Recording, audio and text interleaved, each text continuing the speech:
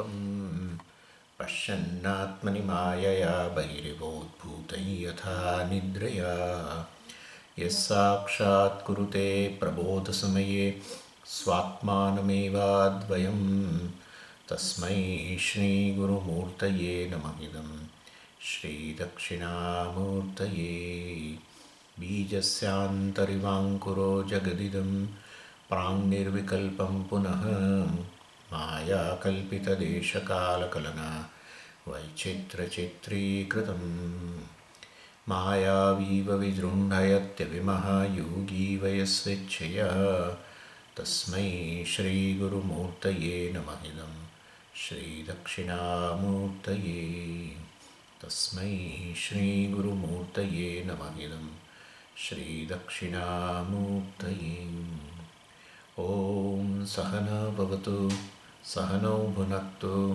सह वीर्यङ्करवावहै तेजस्विनावधीतमस्तु मा विद्विषावहै ॐ शान्तिः शान्तिः शान्तिः सदाशिवसमारम्भां शङ्कराचार्यमध्यमाम् अस्मदाचार्यपर्यन्तां वन्दे गुरुपरम्पराम् ॐ.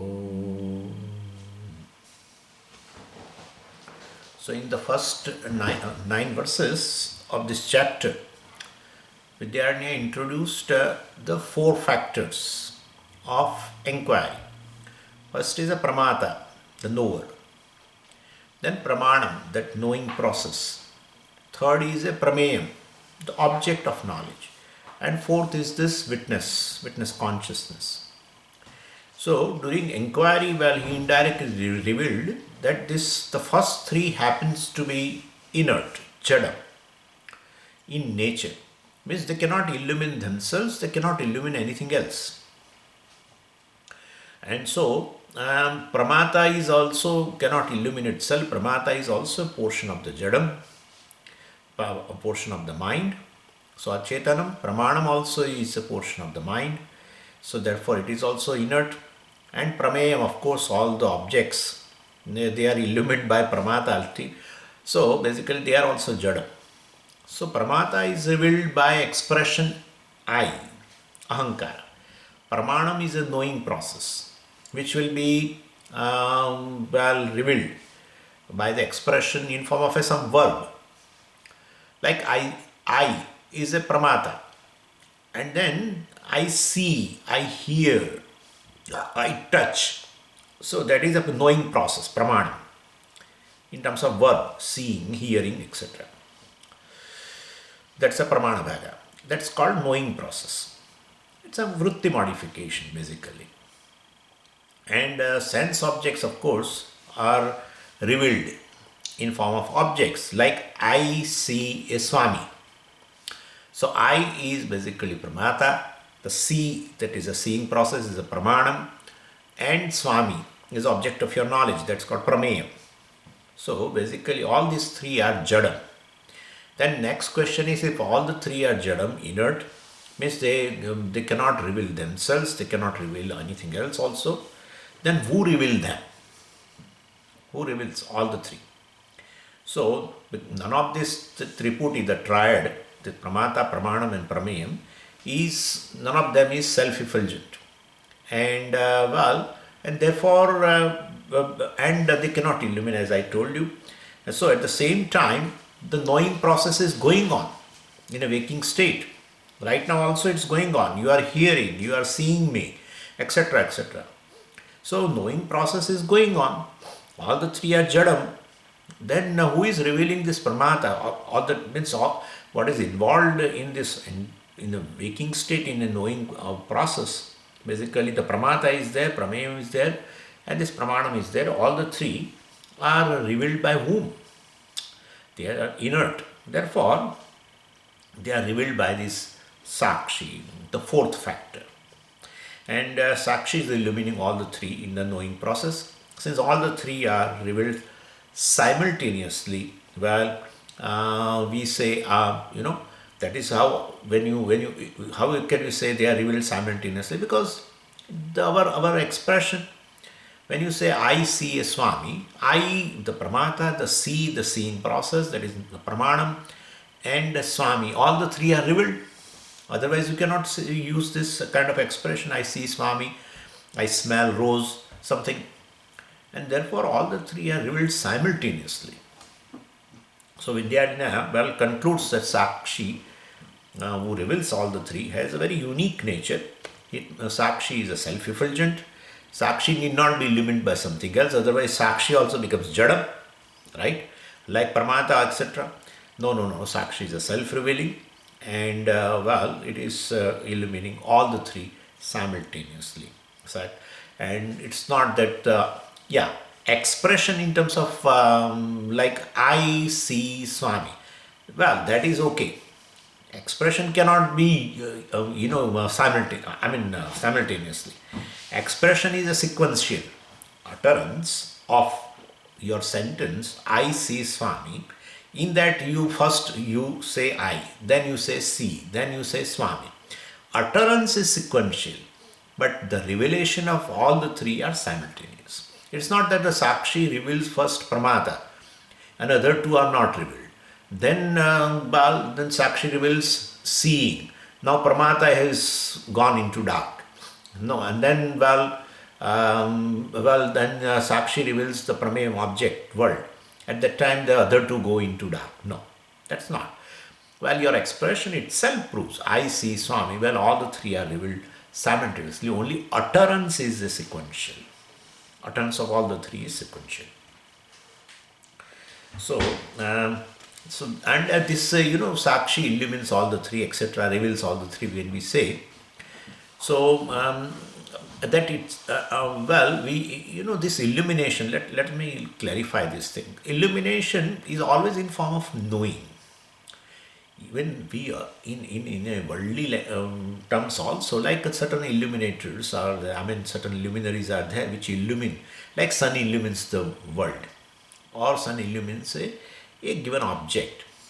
So there also you can take it a little, extend it, then you will find the illumination, the meaning of word illumination is in form of knowing. Like, the sun illumines a given object, then only you will come to know, then you will know the object. And therefore, ultimately in Vedanta, of course, illumination is knowing. But in other terms, other than Vedanta also, whenever we use the word illumination, it's basically because of the illumination of by sun, by moon, or by lightning, or by fire. Then only you come to know the object. So there also, by extension, the word meaning of the word illumination is a knowing only, knowledge. So here, of course, in terms of consciousness, Sakshi illumines all the three. So, because of Sakshi, all the three are known. That's how we are. And here, also, if Sakshi illumines all the three simultaneously, that proves that Sakshi does not undergo any change. Yeah, because if Sakshi illumines first Pramata, and then Sakshi illumines Pramanam, means Sakshi itself undergoes a change. Would you follow? So therefore, if all the three are revealed simultaneously, uniformly also, then definitely Sakshi does not undergo any change. So Sakshi is, the first thing we should note is 2 points first, and the third point we add first afterwards. Sakshi is a self-effulgent thing, self-revealing thing. We call Swayam Prakashaha. And Sakshi reveals Triputi, the triad, simultaneously. These 2 points. Then the third point is, if Sakshi reveals all the three with simultaneously, means without any modification, the revelation of all the three is uniform also. Otherwise, there will be, more consciousness to Pramata, less consciousness to, means Pramata is known fully. Pramanam is not known as much as I know Pramata. And Prameyam is known least. No. All the three are known or illumined, without any modification, means the revelation is uniform. It's like a light, Light sends the same amount of illuminations to all objects. But object which is close, to the source is more illumined. So in that, the source of illumination has not done sending more light waves to one thing and less light waves to other. It illumines uniformly. Only the objects which are closer, well, they are illumined more, we'll say. So this is it's like our Ishvara's grace. Yeah, Ishvara's grace is uniform basically. Yeah, he does not. The Ishvara does not have a packets of grace. Every morning he distributes grace packets to few, and to some other he does not give grace, and to some other gives disgrace. No, that kind of a thing is not there. So we should know all this. So basically, Ishvara's, that's how Puja Swami used to say. Ishvara's grace is uniformly available. You have to tap it. It's not easy. It is not easy to talk Ishvara's grace. That is very, very common. Everywhere you find this. It's because it's Swamiji Ishvara's grace. It's because of Ishvara's grace. To talk is easy. To earn grace is not easy, I'm telling you. You have to do two types of actions to earn the grace. Grace is nothing but your own karma phala. It's a punyam. It's your own punyam. You have to earn it through the actions. You require efforts. It's not that easy. And therefore, that is why you feel that sometime in your life, the things work out very well. To be at a right time, at a right place, it's not in your hand. To be at a right time, at a right place is Ishvara's grace. That is your own punya karma, earned by through two types of actions. One is a prayer and second is reaching out. These two types of activity, actions, make you earn certain punyam. And that punyam we'll call grace. But Swamiji, it is my karma phala, then why should we call Ishvara's grace? Very simple. You have done karma. Karma phala is not in your hand. Ma phaleshu kadachana. And therefore, which of your punya karma, either a prayer or a reaching out action, has given rise to this conducive situation, right, or a success, you don't know. That is what Ishvara is. And therefore, basically, we should understand this. Ishvara's grace is you have to earn it, but through constantly. That's how we say effort. So the difference between the success and failure is not effort, is not time, is the another factor called grace. Difference between success and failure is not, if the effort makes the difference between success and failure, everyone would be successful. But even after putting lots of efforts for a length of time, one may be failure. You may not get the desirable result. That shows that there is third factor. And that third factor is this grace. Yeah. And everyone is a mixture of punya papa, every human being. And therefore, whenever you take any endeavor, undertake any endeavor, then definitely you have to be prayerful. Even though you follow dharma, please understand. Swamiji, I followed dharma, but yet I did not get the expected result. That's bound to happen. So, because punyam and papam, you are a mixture of both. So, the previous, your karmas which has earned papam may become an obstacle here.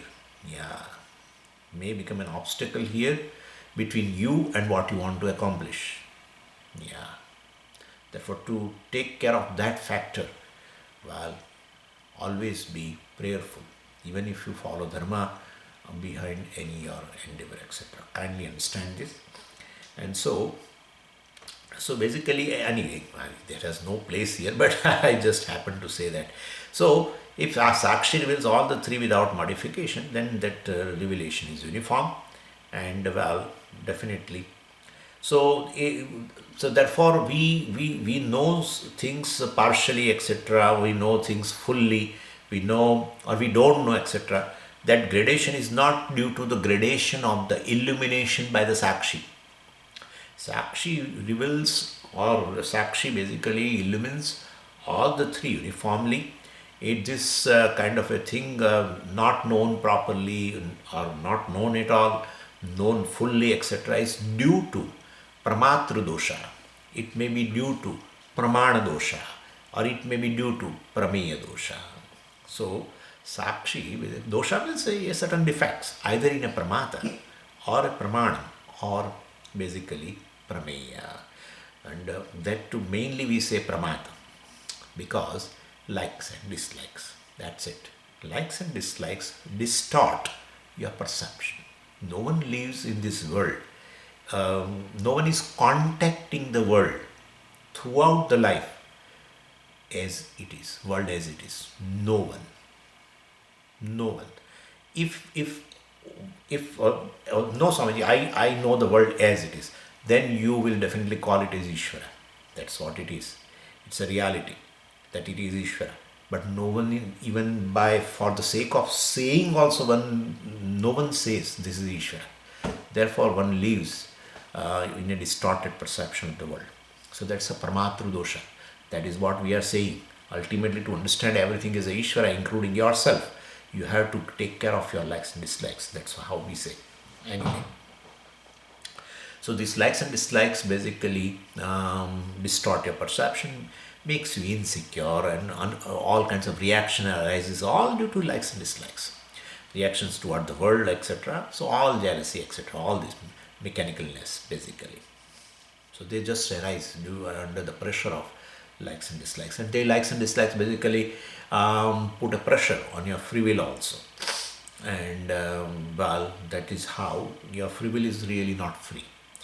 Your free will is only free when you pray. That's it. That's it. That is how that action is very efficacious. Anyway. So Sakshi, Avisheshana, here word is used here. Avisheshana, Avisheshana means uniformly, simultaneously, changelessly. The Sakshi, illumines everything. That is how we have to say. So these three words we have to remember in this chapter about this Atma, about yourself, is this, that you uniformly illumine all the three, Pramata, Pramanam and Prameyam. You simultaneously illumine all the three. You changelessly illumine all the three. Now when we say this Sakshi reveals uniformly all the three, we definitely give a credit to the Sakshi. But our expression is not like that. We never say that the Sakshi reveals all the three. We say that I, the knower, through the means of knowledge, Pramanam, knowing process, reveal the Prameya, the world. And therefore, this is also there. Everyone uses this expression that the Pramata through Pramanam reveals Prameyam. Now here we say Sakshi reveals Pramata, Pramanam and Prameyam. Who is right? Other time we say Pramata through Pramanam reveals Prameyam. And that looks very good. I, the knower, through Pramanam, means of knowledge, reveal the world. That's so simple. Now you have brought the fourth factor, Sakshi reveals all the three, including Pramata. Sakshi illumines all the three. So, then the world is illumined, the credit goes to who? Credit goes to Pramata, the knower, or credit goes to Sakshi? That's a question. We have to resolve it. For that we give an example, that when you open a tap, water tap, then water comes from the tank, right? So before opening the tap, water did not come. So credit goes to whom? One who opens the tap. The tap opener, credit should go to that person. Okay, that's fine. But even suppose a opener opens the tap, but if water does not come, that's possible. Instead of one Mahabhuta, water, another Mahabhuta comes. Air comes out. So basically, so definitely, instead of water, one Mahabhuta, other Mahabhuta comes. Even if you open the tap, that's fine. But if water is not there, then what? So definitely, tank also has a contribution, right?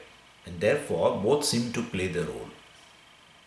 Anyway, So credit, but Swamiji, credit cannot be given like this. Otherwise, there is no usage. There is no proper to use the word credit. Credit means you should give to one of them, right? Both should be given credit. No, that's a compromise actually. You should not use word credit. Credit, when you use word credit, you have to give to either of this. Well, to whom we should give? Credit should go to Pramata for revelation of the world, or credit should be given to the Sakshi. Well, basically credit should be given to the Sakshi. Tank is to be given a credit. The opener is to be given a credit, or should not be given credit. Or if you want to give, well, you can give a credit later, less credit, and the more credit should be given to the tank. Tank is the primary source or cause of that getting water. Tap opener is the secondary cause or a source. Instead of source, cause is better.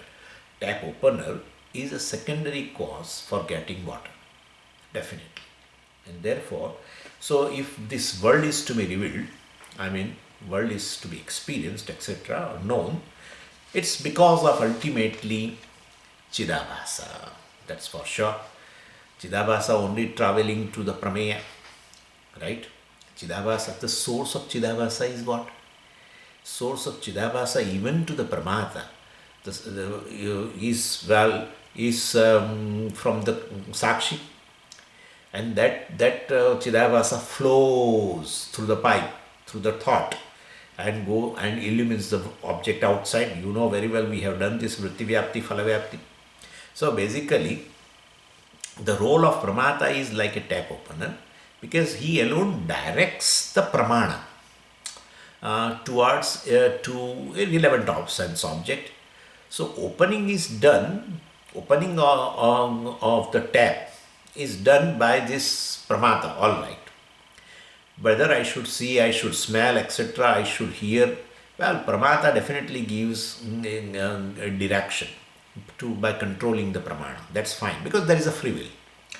But Pramata plays a role of a tap opener, but ultimate revelation of the Prameya, even Pramata also, and Pramana, everything is, revelation is done by the Sakshi alone.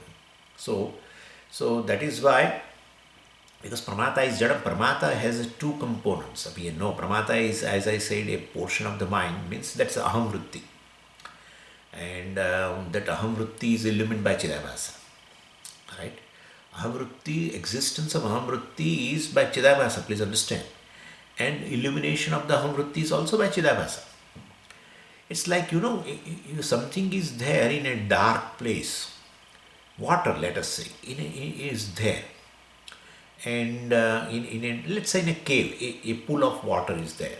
A small pool of water is there. Totally dark, you cannot even see. But suppose if somehow a sun ray falls on that, and then when the sun rays fall on that, definitely the water is illumined, and in that you know the existence of water, and the whole water pool is also illumined. So definitely the source of the existence of the Aham Vritti and the illumination of the Aham Vritti becomes then is due to this Chidabhasa. Because what happens is the whole mind becomes conscious. That's a Chidabhasa. Whole mind becomes conscious. That's how they call it, as a enclosed consciousness, reflected consciousness. Don't think exactly like Samaji, reflection will be on a one place. Right? Reflection of the sun in a pool of water is at a one place. That don't think that way, because that the sun has a certain form. Therefore, reflection also looks a form, but here it is a formless consciousness, and therefore that formless consciousness manifests in the mind and makes the whole mind conscious. And when it makes the whole mind conscious, means definitely you can say now the mind basically becomes conscious due to Chidabhasa. Well, enclosed consciousness, mind becomes conscious due to reflected consciousness, etc. You can say that, and therefore, and that is that. Then, well, definitely, mind becomes active. Then ahamvritti arises, and ahamvritti also will gain that chidabhasa. That's called ahankara, pramata. And then idam vritti will also have a chidabhasa, and then that travels outside and well pervades the object, and well object will be also known, prameya. So basically what happens is the pramata is a jadam, it's a ahamvritti only, that is well revealed by the consciousness. I mean, by the blessing of the consciousness, Sakshi, it gains a Chidabhasa and then becomes a conscious entity. That Pramata now, when you say the conscious, well, through Idam Vritti Pramana, knowing process, well, reveals a particular object, etc. outside. So we say Pramata reveals a Prameyam through Pramana. That's fine, but the very Pramata is revealed. Very Pramata is a Jadam actually, which gains a blessing of Sakshi in form of a Chidabhasa, becomes conscious, and well reveals Prameyam. So the ultimate credit should go to the Sakshi. Otherwise, Pramata itself is you cannot do. Pramata reveals Prameyam, but who reveals Pramata? So therefore, Pramata gains a Chidabhasa or consciousness by the blessing of Sakshi, and therefore. So, like if tank doesn't have water, then even if the tap opener opens the tap, you won't get water. So, same way here, tap opener is like a pramata. It will ultimately, through that, the chidabhasa flows, right? The whole mind is conscious now. So, idam vritti also, which is like a pipe, in that there is a chidabhasa, water, goes out and gains and illumines the object outside, maybe sight or maybe a sound or anything. So definitely, pramata well cannot be given a credit for revealing a prameya. Ultimately, sakshi only should be given a credit. And pramata is of course there only in a waking state. Well, and it is not abolished in a waking state, but it is abolished definitely in a deep sleep state, and at that time still tank is, so sakshi is still there, right? Consciousness is a tank. So that is, the sakshi is already there. So sakshi is ultimate source, like the tank is the ultimate source of water, not the tap opener is a source of water, tank is a source of water. Same way, Sakshi is a source of water, basically, consciousness. And well, every vritti is like a pipe, and through that, the water, the consciousness flows in form of a chidabhasa. And vritti is there, you have to talk chidabhasa. Samaji, vritti shines by chidabhasa or by Sakshi. Vritti shines by chidabhasa. But Swamiji, then by you say Sakshi. But where is Chidabhasa without consciousness, without Sakshi? So Sakshi alone is in form of a Chidabhasa. That's how it is. So when you say reflected sun, ultimately it is a sun only. And therefore, there is where is the reflected sun without the sun? So ultimately, that's how we say Sakshi basically is a witness consciousness of every thought. And that's how the thought is illumined by the Sakshi, etc. But you should understand, thought is illumined by Sakshi, but thought is illumined as a Chidabhasa, by Chidabhasa, which is non-separate from the Sakshi. You have to understand it. Very existence of thought is basically, somebody, it is existence is also by Chidabhasa, by Sakshi. No. The very Chidabhasa which is there in the thought, well, due to that you understand the very ahamvritti or idamvritti, etc. And therefore ahankara is illumined by Chidabhasa, you should say. But ultimately ahankara is illumined by the Sakshi. We have to say that. Please understand this. That's a difference here. So, Sakshi is all the time illumining. Even deep sleep state, Pramata doesn't, it is abolished. Pramata is not illumining. Pramata himself goes to resolution. and then definitely the Sakshi is still there to illumine the absence of Pramata and everything. So, that's true.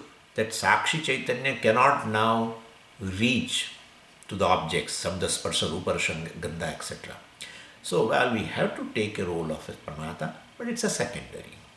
So, Sakshi reveals the world ultimately, well, in form of a Chidabhasa, of course, reveals the world, but through Pramata. So, first the whole mind becomes conscious, in which, of course, Ahamvritti, Namvritti arises, and Ahamvritti, well, arises owning up the entire mind, which is the Ahamvritti. Ahamvritti arises, which is owning up the entire mind, and that is called Pramata, Ahankara.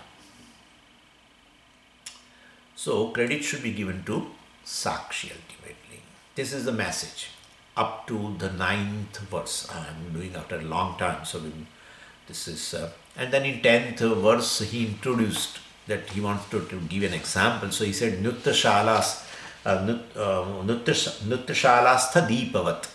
Now he says the Sakshi is like a Deepa, lamp, of the Nuttashalastha, the lamp which is situated in that hall, the program hall, etc. And here also, why this Drishtanta? Because the factors are same, basically.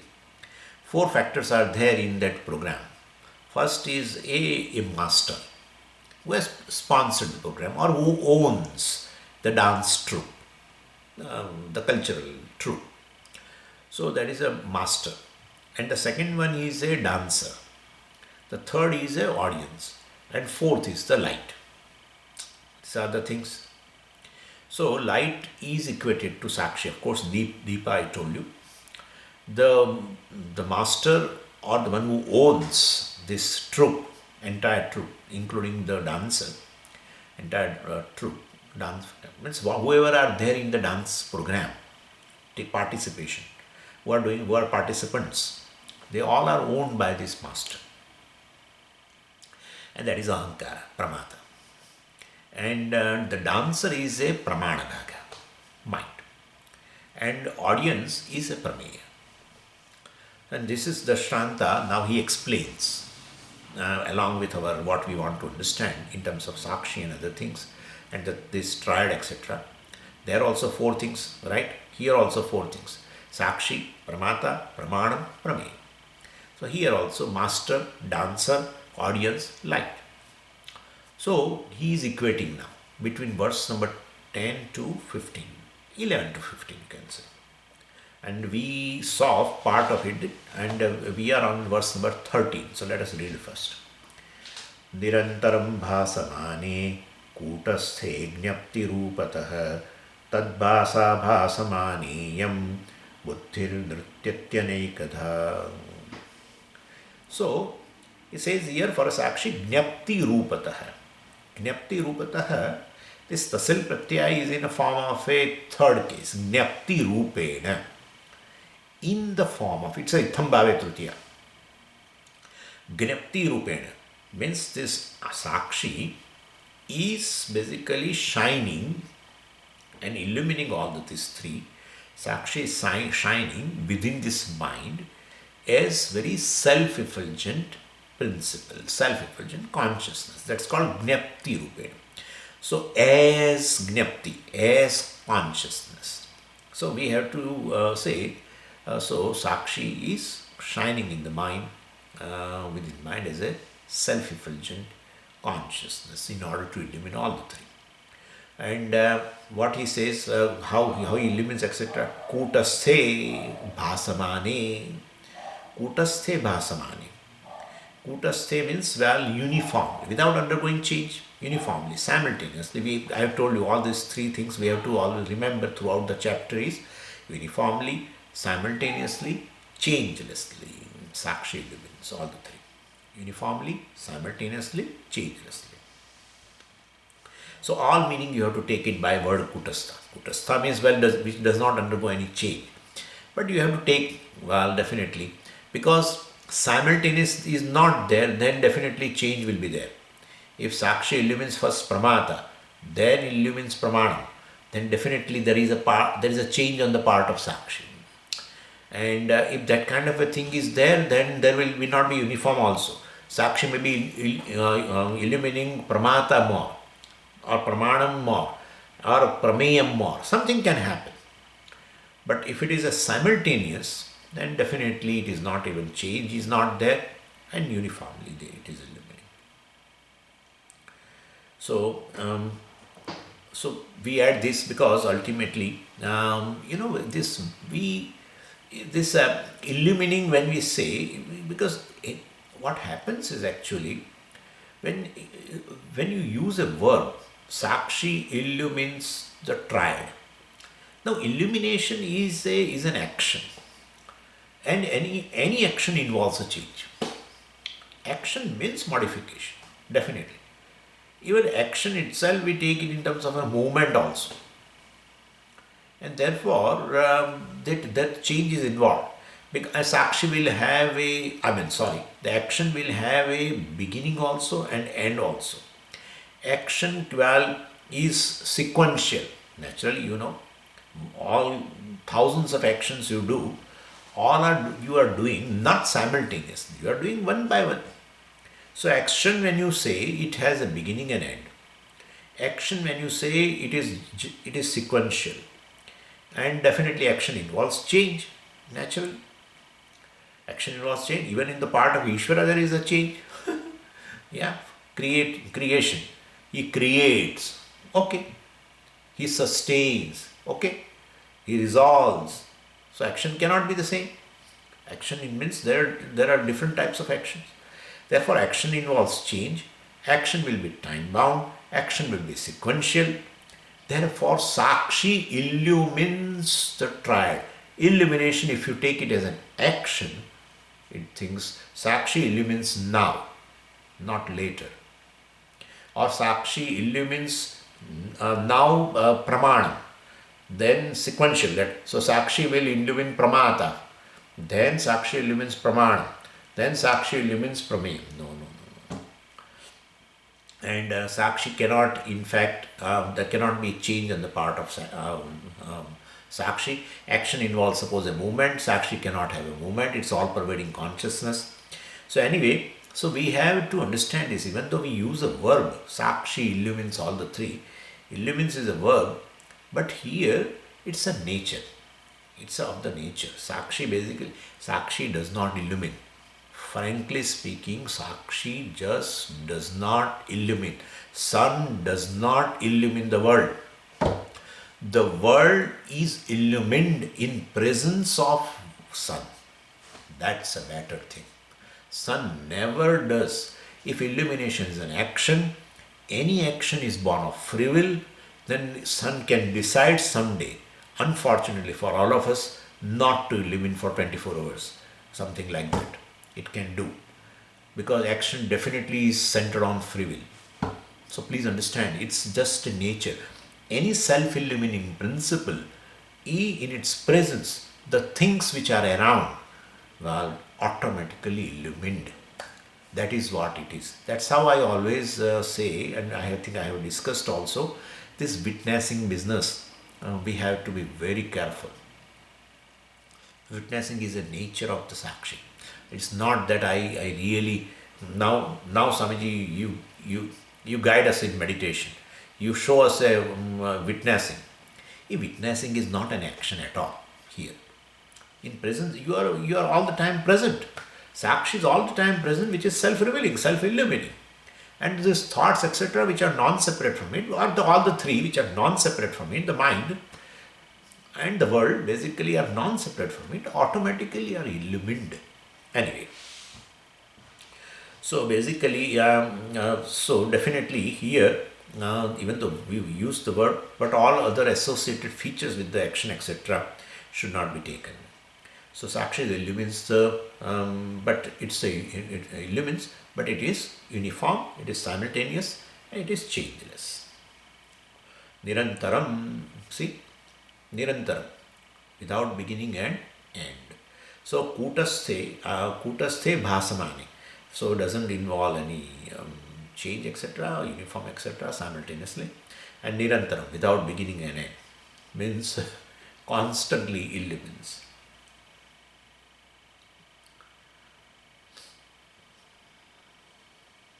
So Pramata cannot illumine even Prameya constantly. Sakshi illumines constantly. But part of Pramata, well, knowing is always a process in form of entertaining the vritti. Definitely. Pramana. Pramata's knowing process is always not uniform, not simultaneous, involves a change also naturally. Pramata knows now, Pramata becomes a seer and sees something, Pramata becomes a hearer and hears something, and definitely Pramata has a dosha, etc., then it cannot know the things uniformly also. And so Pramata undergoes a change, seer, hearer, etc. Pramata's illumination is not uniform, and Pramata's well definitely is during deep sleep state Pramata doesn't function. So definitely Pramata's illumination is not constant also. So on Prata Pramata you can say it's a function, illumination etc. of the world. Seer is a function of seeing etc. A Swami or anything. You can say that. Definitely there is a free will also involved on the part of Pramata etc. That's there. But for Sakshi, so Pramata illumines the Prameya, the world, action. Sakshi illumines the world. Of course, Pramata and everything, but just for the sake of comparison, I'm saying Sakshi illumines the world. Without, it's not an action. Yeah. So, because you can't say Sakshi stops illuminating. No. And Sakshi is doing that, but then Sakshi illumines the world constantly. No. Through Pramata, of course. Therefore, in a deep sleep state, Sakshi is there, illumines the absence of everything, but it doesn't illumine the world without Pramata. So that way, Pramata has a role, but when we say Pramata illumines the world and Sakshi illumines the world, there's a big difference. Sakshi illumines the world because it has nothing but to illumine. Yeah, it is constantly illuminating, and therefore it's not an action. Pramata illumines the world. It's definitely depends upon your free will. Yeah, you need not see something. You can suspend seeing. You can just close the eyes. You will not see anything of the world, etc. So you can even close your ears also, etc. Put the birds inside, and and you don't want to listen. You can definitely do that. So there is definitely an action. Pramata illumines the world, action. That's how it is action based on free will. So when Sakshi is doing this, etc., well, it's because merely its presence. So then what happens? Well, okay, that's fine. Sakshi illumines because of its nature. Tadbhasa means Sakshi Bhasa. Bhasamana iyam buddhihi. In the presence of Sakshi, well, this inert mind becomes sentient. Right? The Pramana Bhaga becomes sentient, capable of generating aham vritti, idam vritti, and like a watering pot, etc., is motionless. But as you keep a fire underneath, well, after some time you find water starts bubbling. So, buddhi becomes bhasamana. The mind, the pramana bhaga, becomes bhasamana. Bhasamana, I will be explaining you that you can take here both bhasamana as well as bhasyamana. Both you can take, I will explain you. So, water, the way, with the contact of the fire, water starts bubbling, same way with the contact of the sakshi. It is a ever contact, but take it like that. Because of the contact with the sakshi, the consciousness, well, mind becomes conscious and bubbling in form of aham vritti and idam vritti. And aham vritti definitely, naturally will have a chidabhasa, becomes pramata. And then idam vritti it's a pramana bhaga, knowing process, and contacts the world in form of a vritti along with the chidabhasa, illumines it. So, Tadbhasa means Sakshi Bhasa, Sakshi Chaitanyena, you can say. By the Sakshi Chaitanyam, mind becomes sentient, and now mind becomes dancer, starts dancing. So, if you go to dance program, you will find that light is there. When light is there, and then dancer is sitting on the stage, and then she slowly gets up, I have seen Arangetram. So she slowly gets up and then tat tidham, tai tat tidham, etc. Slowly. That is in the beginning. In the beginning, it is very slowly, and that is generation of the hamvrutti, the vritti. That's a slow dance starts, and then very fast, tattitham, taddhinam, etc. You don't tell me how it is, but I'm telling. So, then, so once ahamvritti arises, idamvritti arises, both become automatically conscious. Naturally, idamvritti also will be endowed with the chidabhasa, ahamvritti, and then Pramata definitely through his free will use this pramana at his will to contact the world, and when starts contacting the world means that now the mind has become more functional. So the dancer has now started dancing fast and sometimes too fast, because as he contacts the world, anxiety, fear, stress starts arising, and so all this is a dancing mind. So now let us understand this word bhasamana. Bhasamana buddhi, if you take, that is the reading, then in the bhasamana is a present participle. And here bhasamana will be a tritiya, of course, and it is a hetu. So bhasamana buddhi, it is nrityati anekada. So the buddhi which has become conscious due to blessing of the sakshi in form of a chidabhasa, that buddhi now starts dancing. There an anekadha in form of the dancing will be variety. There is a choreography, and so sometime, well, definitely let me talk that is later. So nrityati anekadha. So that is the first meaning. Heto tritiya. So well, definitely, because the buddhi cannot do, it's a jadam. Mind is jadam. Here buddhi, they ever use the word. They always, this ahankara etc. goes with the buddhi, they say. Fine. Sometimes they divide manaha, buddhi, chittam, ahankara. Sometimes they divide into two only. So buddhi goes along with the ahankara and the chittam goes along with the mind. So they use generally word buddhi. So that's fine. Anyway, so the pramana bhaga, the mind, the buddhi, nrityati, dances in varieties of ways depending upon choreography. What is the choreography will come.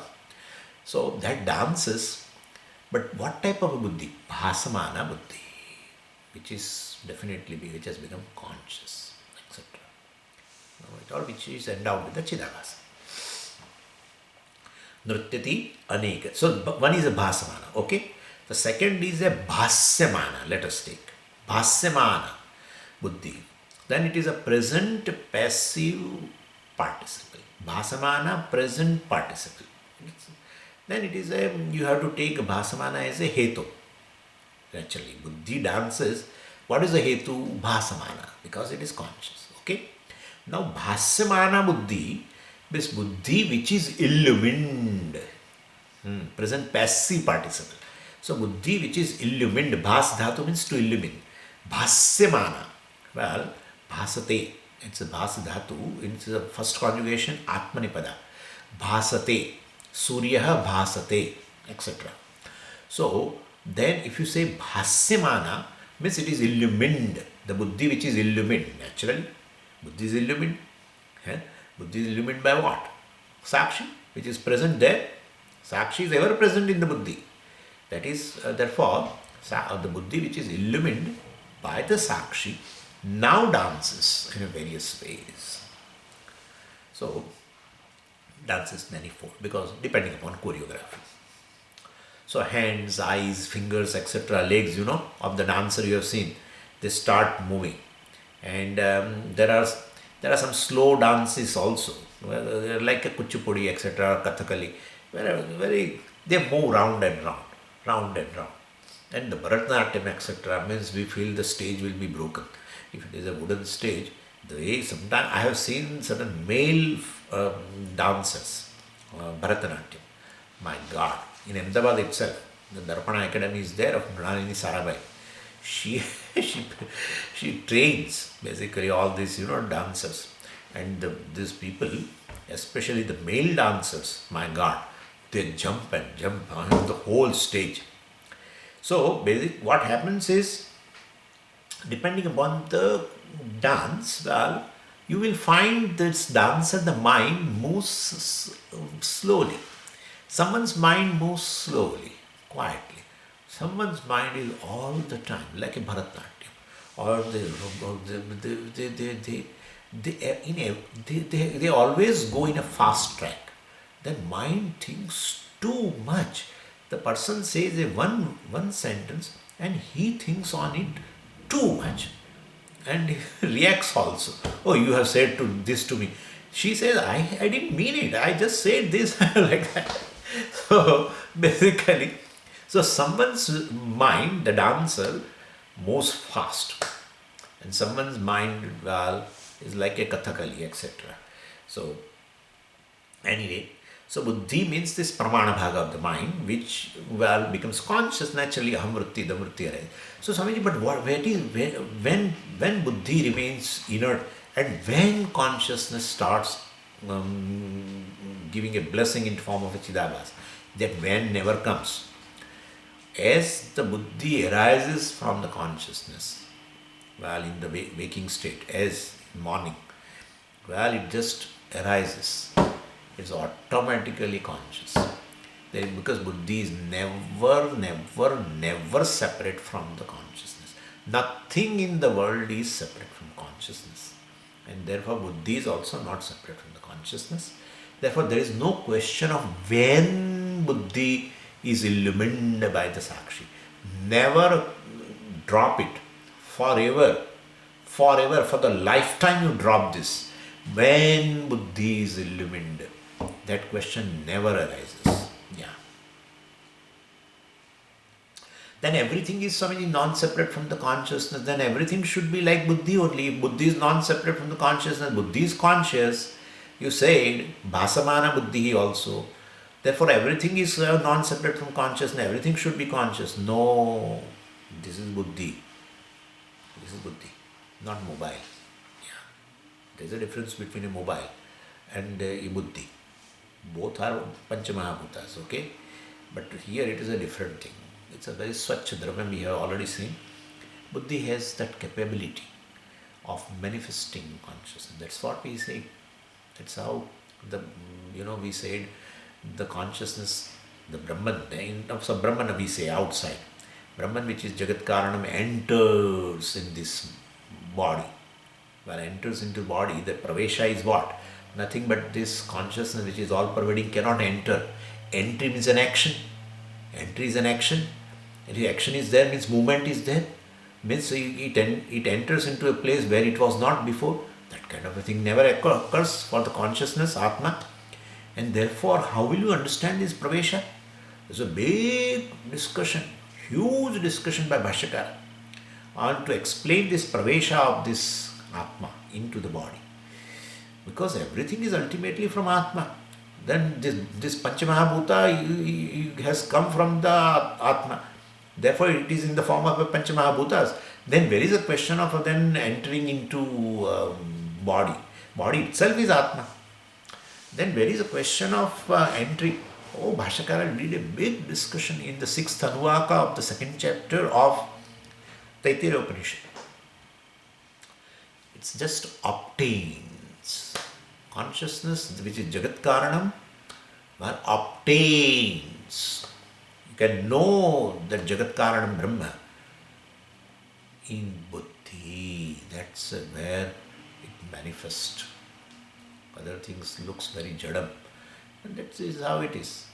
The world which consists of the inert and conscious entities are all have emerged from Brahman. Consciousness. Yeah. The way you, the waker, the conscious being, under the influence of a deep sleep state, manifest in the form of both inert and conscious entity.